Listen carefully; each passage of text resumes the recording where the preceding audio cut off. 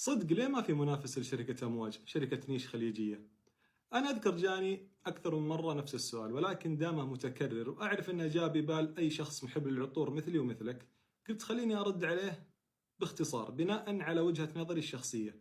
يعني أي شيء بقوله هنا ما هو بشيء رسمي، هو رأيي الشخصي، وعشان نعطي أمواج حقها اللي تستحقه بدون تقليل من أي براند خليجي، لأن للأمانة أمواج وصلت لمستوى عالي جدا. أولا، شركة أمواج تأسست في سلطنة عمان الحبيبة عام 1983، وكانت بأمر من السلطان قابوس بن سعيد رحمة الله عليه. يعني حاليا الشركة لها 42 سنة، وكانت الفكرة مشتركة بينه وبين المؤسس السيد حمد بن حمود البوسعيدي، وكانت هذه أحد المشاريع اللي تملكها العائلة الحاكمة في سلطنة عمان، وهدفها الرئيسي هو إعادة إحياء دور عمان في صناعة العطور حول العالم، لأن عمان كانت جزء مهم جدا من تجارة البخور واللبان في التاريخ، وكانت أيضا تقع على طريق الحرير التجاري المهم جدا.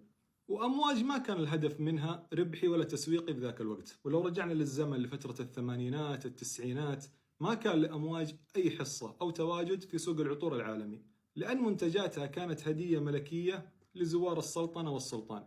عشان كذا إلى الآن تلقى مكتوب على البوكس The Gift of Kings. في عام 2003 أصبح السيد خالد بن حمد بن حمود البوسعيدي رئيس مجلس الإدارة، وفي عام 2006 تم تعيين ديفيد كريكمور مدير تنفيذي. وبرأيي أن هذه كانت الانطلاقة الحقيقية لأمواج، وطلعت بعض الإصدارات العالم، ومنها عطر دي الرجالي ودي النسائي عام 2002، وعطر ريفليكشن اللي أقدر أقول أنه نقطة تحول في تاريخ الشركة عام 2006، وجوبليشن عام 2007، وغيرها من العطور إلى آخر عطور تم إصدارها 2025. والحين نشوف ما شاء الله ربي يبارك لهم أمواج في أكثر من 80 موقع حول العالم. طولت عليكم، ولكن نجي الحين للرد على سؤال الأخ، وبعطيكم كم سبب. وأنا ليه ذكرت هالنبذة البسيطة من تاريخ أمواج؟ عشان نعرف الفرق في الأهداف بين أمواج وبين أي شركة عطور خليجية. السبب الأول هو الهدف. مؤسسين شركة أمواج ما كان هدفهم ربحي في البداية، كان وطني اجتماعي. والطريقة اللي أخذتها أمواج ما يقدر أي رجل أعمال معه رأس مال ويبي يستثمر ويبي يجني أرباح إنه يأسس شركة يصبر عليها 20 إلى 30 سنة بدون أرباح وفيها دفع تكاليف لين يبدأ اسمها في الظهور، مثل اللي صار مع أمواج. السبب الثاني أن شركة أمواج أساسا مملوكة لشركة سابكو جروب، وهي شركة مملوكة لعائلة البوسعيدي الحاكمة في عمان، وتعتبر من أكبر المجموعات التجارية في الخليج. يعني عشان تطلع شركة خليجية تنافس أمواج لازم تكون تابعة لشركة خليجية قوية عندها القدرة على الصبر وعلى ضخ المال دون النظر إلى الجانب الربحي والاستثماري، على الأقل في المدى القصير. أما السبب الثالث فهو برأيي أن أمواج هي رؤية وفكرة حكومية في المقام الأول، يعني راح تتمتع بدعم يخليها تواصل العمل. وخلنا نتخيل مثلا أن صندوق الاستثمارات السعودي أو أي طرف استثماري خليجي عنده القدرة على كسب الدعم يبدأ بشركة عطور، كيف راح نتخيل شكلها؟